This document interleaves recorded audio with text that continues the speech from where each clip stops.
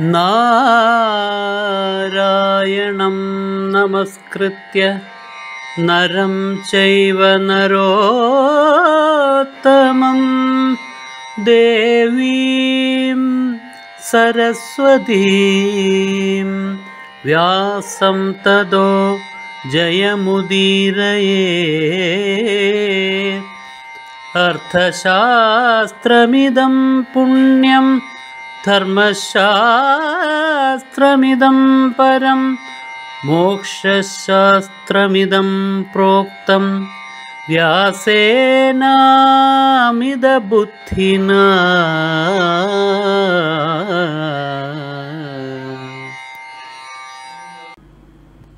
ധർമ്മത്തെ പരാജയപ്പെടാൻ വിടണമോ അതോ തൻ്റെ ധർമ്മത്തെ കൈവിടണമോ? ആയുധമെടുക്കില്ല എന്നുള്ള പ്രതിജ്ഞയെ കൈവിടണമോ? ഇതാണ് ചോദ്യം. രണ്ട് ധർമ്മങ്ങൾ വിപരീതമായി നിൽക്കുകയാണ്. ഈ ഘട്ടത്തിൽ വലുതേതോ അത് സ്വീകരിക്കണം, ചെറുതിനെ ഉപേക്ഷിക്കണം. ഇതാണ് ഭഗവാൻ കാണിച്ചു തരുന്നത്. അതുകൊണ്ട് ഭഗവാൻ യാതൊരു സംശയവും ഉണ്ടായിരുന്നില്ല. ഭീഷ്മൻ ചന്ദ്രക്കലയുടെ ആകൃതിയുള്ള മുനയോടുകൂടിയ അമ്പെടുത്ത് അർജുനന്റെ കഴുത്തിന് നേരെ പിടിച്ചതും ഭഗവാൻ കടിഞ്ഞാണും ചമ്മട്ടിയും തേർത്തട്ടിൽ വെച്ചിട്ട് തന്റെ സുദർശന ചക്രവും എടുത്ത് ഭീഷ്മന്റെ നേരെ അലറിക്കൊണ്ട് ചാടി ഭീഷ്മനെ സംഹരിക്കാൻ. ആയുധമെടുക്കില്ല, യുദ്ധം ചെയ്യില്ല എന്നുള്ള പ്രതിജ്ഞയെ വലിച്ചെറിഞ്ഞു. കാരണം അതിൽ പിടിച്ചു നിന്നാൽ ധർമ്മം ധ്വംസിക്കപ്പെടും. വലുത് ലോകത്തെ രക്ഷിക്കുക, ലോകത്ത് ധർമ്മം നിലനിർത്തുക എന്നുള്ള ആ പരമമായ ധർമ്മമാണ് ശ്രേയസ്കരം. അതാണ് വലുത്. അതിനെ നിലനിർത്തുവാൻ വേണ്ടിയിട്ട് തൻ്റെതായ പ്രതിജ്ഞയെ അദ്ദേഹം വലിച്ചെറിഞ്ഞു. ഇത് യുദ്ധത്തിന്റെ 9-ാം ദിവസം ആവർത്തിക്കുന്നുണ്ട്. ഇത് നമ്മൾ നേരത്തെ കണ്ടതാണ്. അതാണ് ജീവിതത്തിൽ ഇങ്ങനെയുള്ള മുഹൂർത്തങ്ങൾ വരും. യുധിഷ്ഠിരന് അന്നത്തെ ക്ഷത്രിയന്മാരുടെ നാട്ടുനടപ്പനുസരിച്ചിട്ട്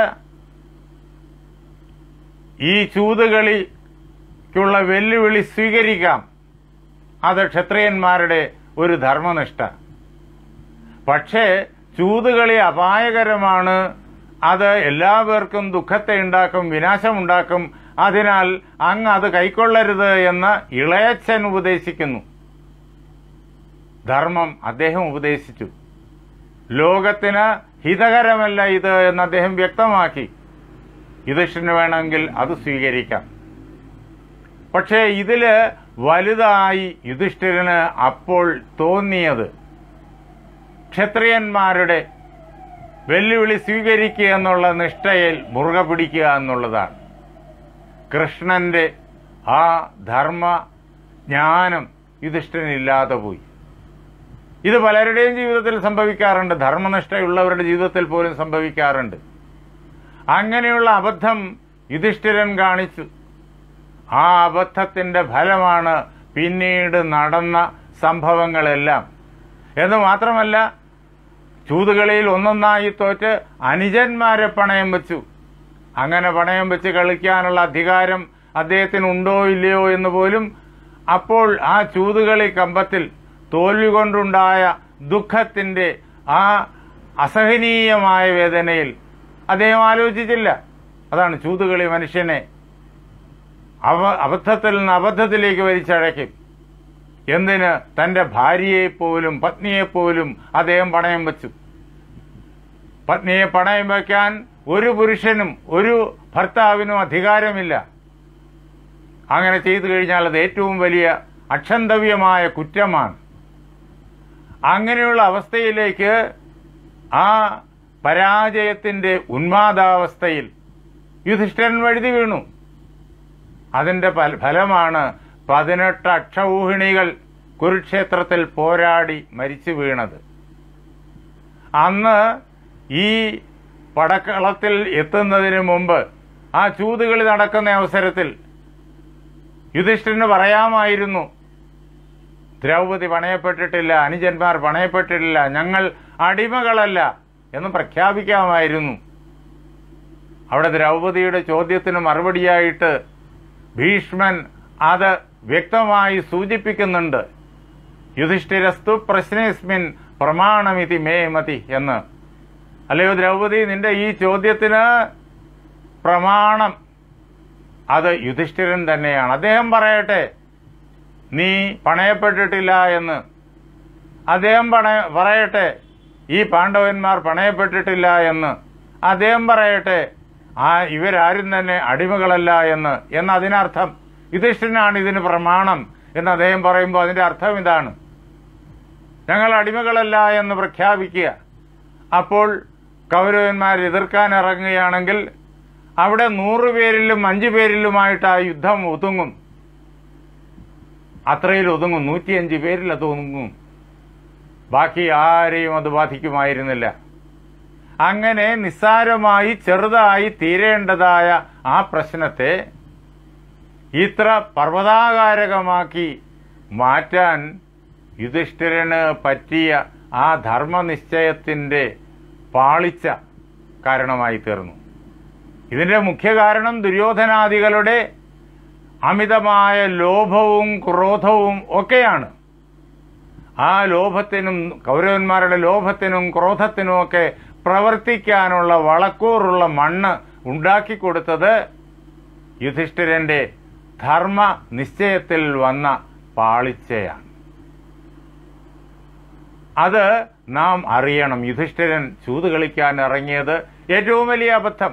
ധർമ്മനിഷ്ഠ അദ്ദേഹത്തിനുണ്ട്, ആ കാര്യത്തിൽ യാതൊരു സംശയവുമില്ല. ബാക്കി എന്തെല്ലാം സന്ദർഭങ്ങളിൽ അദ്ദേഹം ആ ധർമ്മനിഷ്ഠ കൃത്യമായി പാലിക്കുന്നു. നമ്മൾ വേറൊരു സംഭവം നേരത്തെ കണ്ടു. കാട്ടിൽ കിടക്കുന്ന ഈ പാണ്ഡവന്മാരെ കളിയാക്കാൻ വേണ്ടിയിട്ട് ദുര്യോധനാദികൾ എല്ലാ ആർഭാടങ്ങളോടുകൂടി കാട്ടിൽ വന്ന് കോലാഹലങ്ങൾ സൃഷ്ടിക്കുമ്പോൾ ഗന്ധർവന്മാര് ദുര്യോധനാദികളെ യുദ്ധത്തിൽ തോൽപ്പിച്ച് പിടിച്ചുകെട്ടി കൊണ്ടുപോകാൻ തുടങ്ങുന്നതും ദുര്യോധനാദികളെ രക്ഷിക്കാൻ വേണ്ടി യുധിഷ്ഠിരൻ അനുജന്മാരെ ഈ ഗന്ധർവന്മാരോട് യുദ്ധം ചെയ്യാൻ പറഞ്ഞയക്കുന്നതും നാം കണ്ടു. യുധിഷ്ഠിരന്റെ സ്ഥാനത്ത് വേറൊരാളാണെങ്കിൽ ദുര്യോധനാദികൾക്ക് കിട്ടിയ ഈ ശിക്ഷ ഉചിതം എന്ന് പറഞ്ഞ് മിണ്ടാതിരുന്നേനെ. ഗന്ധർവന്മാരുമായിട്ട് യുദ്ധം ചെയ്യുമ്പോഴേക്കും പരാജയം ആർക്ക് സംഭവിക്കും എന്ന് നേരത്തെ തീരുമാനിക്കാൻ പറ്റില്ലല്ലോ, അപകടകരമാണ്. ആ അപകടത്തിലേക്ക് അനുജന്മാരെ പറഞ്ഞയച്ചു. എന്തിന്? ശത്രുവിനെ രക്ഷപ്പെടുത്താൻ വേണ്ടി. അങ്ങനെ ആ ഒരു മാനസികാവസ്ഥ അത് യുധിഷ്ഠിരന്റെ ധർമ്മനിഷ്ഠയുടെ വലിയൊരു ഉദാഹരണമാണ്. കാരണം അദ്ദേഹത്തിന് ശത്രുതയില്ല ആരോട്. ആപത്തിൽപ്പെടുന്നവനെ രക്ഷിക്കുക.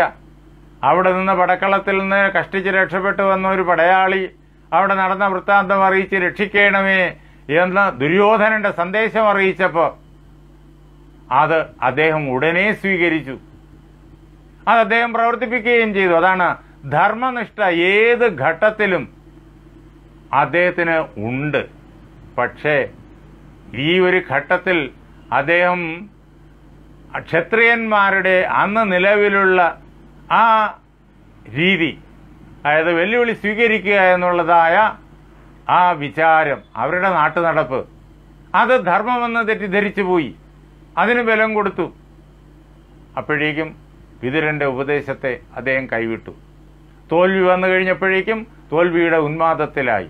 അങ്ങനെ വീണ്ടും വീണ്ടും വീണ്ടും അരുതാത്ത പണയം വച്ച് ദ്രൗപദിയെയും പണയം വയ്ക്കുന്നില്ലേ എന്ന് ശകുനി ചോദിച്ചതാണ്. യുധിഷ്ഠിരൻ പണയം വച്ചില്ല. ഇനിയും ഉണ്ടല്ലോ പണയം വയ്ക്കാൻ, ദ്രൗപദി ഉണ്ടല്ലോ, ദ്രൗപദിയെ പണയം വയ്ക്കുന്നില്ലേ എന്ന് ചോദിച്ചപ്പോൾ അദ്ദേഹം ആ അവസ്ഥയിൽ അതേ എന്ന് പറഞ്ഞു കളിച്ചു, തോറ്റു.